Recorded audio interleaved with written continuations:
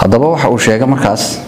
qodobo aad muhiim u ah oo looga baahan yahay qofku marka uu buug iibsanayo inuu iska hubiyo inta uusan buugaas qofku qaadan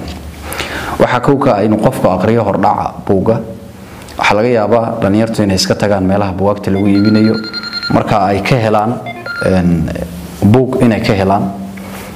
oo jildigiisa iyo waxa kan magacan ku qoran laga helo kadibna laga yaabo ruux inuu iska soo iibsado dhibaatana waxa akhriskiisa ay u geysato oo ka caajiso sidaas darteed si aan taasi u dhicin waxa ugu horeeya markaad buug soo iibsanaysid laga rabaa waxa weeye in aad buuga hordhiciisa aad aqrido faa'iidada ku jirta in aad hordhac buuga aqrido waxa kamid ah inaad ogaato buuga loogu talagalay buugta qaar يعني cid walba loogu talagalay laakiin qaar kood waxa loogu talagalay dad khaas ah waxa laga yaabaa jaamacadda inaad dhigato field adiga ku gaar ah adigu dooratay sidaas darteedna aad marka raadisid buugaag adiga ku gaar ah oo dadka kale aysan akhriskooda faa'iido u lahayn marka hordhaca buuga ayaa taas ka daaweyn kara si aadan buug aadan adiga lagugu talagelin aad ugu dhicin waxa kamid ah hordhaca buuga inaad aqrido